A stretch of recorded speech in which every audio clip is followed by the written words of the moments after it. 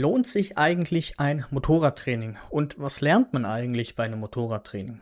Genau diese Frage werden wir euch heute in diesem Video beantworten.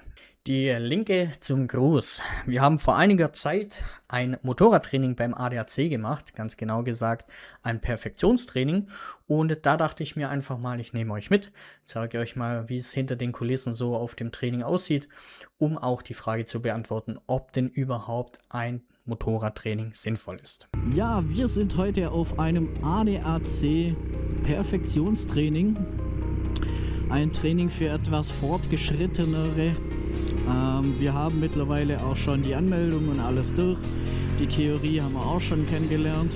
Am Anfang fangen wir jetzt hier gerade mit einem Slalom an. Also wir haben jetzt schon einige Zeit ein bisschen mit der Theorie verbracht, wie wir uns auf dem Platz verhalten sollen, auf was wir achten sollen, was heute der Ablauf ist. Und am Anfang ist jetzt erstmal gemütliches Einfahren angesagt mit Slalom, wo wir einfach uns ein bisschen warm fahren können. Und weitere Themen für heute sind tatsächlich einmal das Bremsen in der Kurve, Schräglage.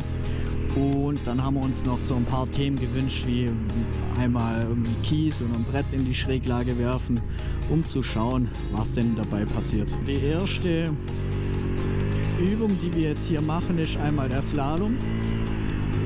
Da haben wir vorhin eine kurze Einführung bekommen, also nichts Unbekanntes, einfach nochmal einen neuen Refresh gemacht zum Thema Slalomfahren, was man dabei so nutzen kann. Und das Wichtige war einfach dabei natürlich mit dem Blick zu arbeiten, die Blicktechnik mitzunehmen und vor allem den Lenkimpuls, also man drückt rechts, man fährt rechts. Was wir noch bekommen haben, sind so tolle Headsets. Das heißt hier rechts einmal den Instruktor, der hat ein Funkgerät in der Hand. Da hat er die Möglichkeit, entsprechend uns Anweisungen zu geben bzw. uns zu korrigieren. Finde ich persönlich eine richtig gute Idee, weil somit sparen wir uns, dass wir anhalten müssen und können eigentlich direkt das umsetzen, was der Fahrtrainer uns soweit sagt. Wenn dir das Video bisher gefallen hat, lass gerne einen Daumen nach oben da oder drück auch gerne auf den Abo-Button. Wir freuen uns drauf. Ja, auf was unser Instruktor aktuell eingeht, ist den Lenkimpuls, also dass wir hier das Ganze auch in die Übungen mit integrieren und einfach auch größere Schwünge machen. Also dass wir den Lenkimpuls einmal stark ansetzen, damit wir zackige Kurven machen können und natürlich auch breit ansetzen können, also sprich schön ausholen, damit man auch so intensive Bewegungen machen kann. Ja, das Schwierige ist tatsächlich für mich, dass ich heute einen neuen Reifen habe und ich den noch einfahren muss, aber mal schauen, wo das Ganze hinführt. So, und damit geht's in die zweite Runde. Jetzt haben wir kurz eine Fahrerbesprechung gemacht und wir gehen jetzt darauf ein, den Lenkimpuls ein bisschen intensiver anzusetzen. Das bedeutet, wir haben hier eine Gasse gleich, da können wir durchfahren mit 50 Sachen und dann einfach mal rechts und links am Lenker schieben.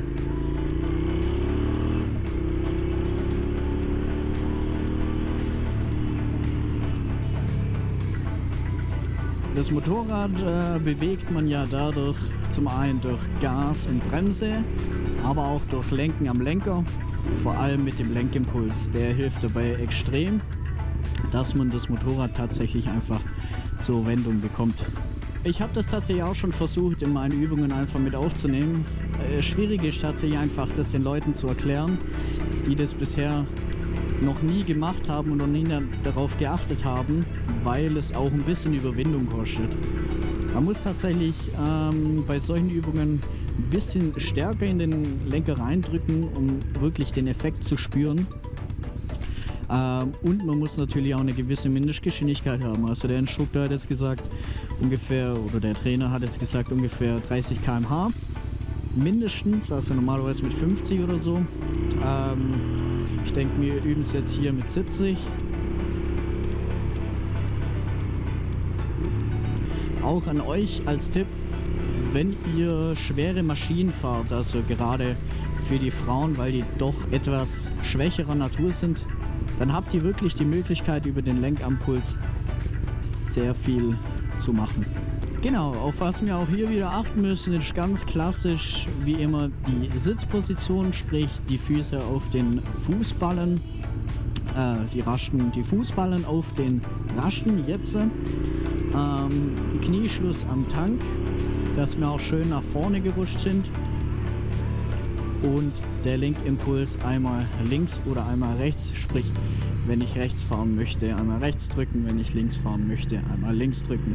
Ansonsten, auf was hier auch auf jeden Fall zu achten ist, dass man nicht steif in der Hüfte ist, dass man das Motorrad drücken kann.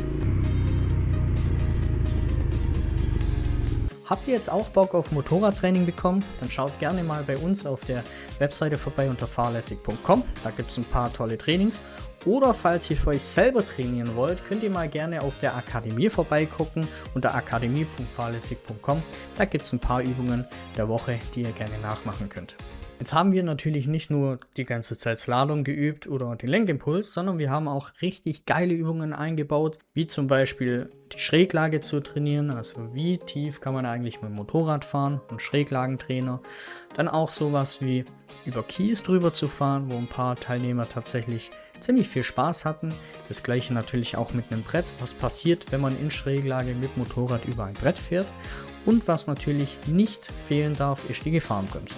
Ein ganz besonderes Highlight für mich in diesem Training war das Serpentinenfahren.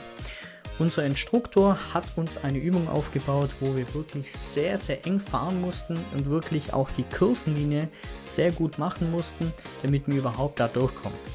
Das gleiche natürlich in Kombination mit Kupplung oder Bremse und Blicktechnik führt natürlich zu einer kleinen Herausforderung.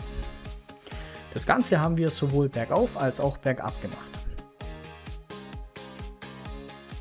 Das Ganze dürften wir natürlich auch auf der Landstraße nochmal vertiefen, wo wir einmal die Kurvenlinie ordentlich machen mussten, die Blicktechnik und natürlich das Ganze unterstützend mit unserem Instruktor. Jetzt stellt sich natürlich die Frage, ist denn überhaupt so ein Training sinnvoll? Ich persönlich denke auf jeden Fall, dass es immer Sinn macht, auch wenn man nicht so viel dabei kennenlernt oder Neues kennenlernt, weil man vielleicht schon vieles weiß, macht allerdings Training immer Sinn. Wo das Ganze nicht Sinn macht, ist meiner Meinung nach, wenn man das einmal im Jahr macht und danach gar nicht mehr anwendet. Deswegen, das ist für mich dann persönlich herausgeschmissenes Geld. Das, was ihr in diesen Trainings lernt, das solltet ihr auch regelmäßig wieder anwenden, damit das Ganze auch sauber sitzt. Noch ganz kurz mein persönliches Fazit zu diesem Perfektionstraining beim ADAC. Ich persönlich habe auf jeden Fall was dazugelernt, es bringt auch durchaus was. Was ich persönlich nicht so toll finde, sind vor allem die großen Gruppen. Wir hatten einige Teilnehmer, wir hatten zwar Headsets, mussten deswegen nicht so oft anhalten, aber trotzdem die Gruppengröße hat ein wenig an der Qualität tatsächlich genagt. Deswegen machen wir unsere Trainings vor allem im Kleingruppenbereich oder im Einzelbereich. So, jetzt ist mal eure Meinung gefragt. Schreibt gerne mal runter in die Kommentare, ob ihr gerne so ein Training machen wollt, ob ihr schon gemacht habt, ob ihr es sinnvoll findet, ob ihr es eher als Zeitverschwendung oder Geldverschwendung seht. Gerne runter in die Kommentare. Wenn euch das Ganze gefallen hat, lasst gerne einen Daumen nach oben da. Und falls ihr es noch nicht gesehen habt, schaut gerne mal im letzten Video vorbei. Da haben wir ein Einzeltraining, wie es bei uns hinter den Kulissen ganz genau aussieht.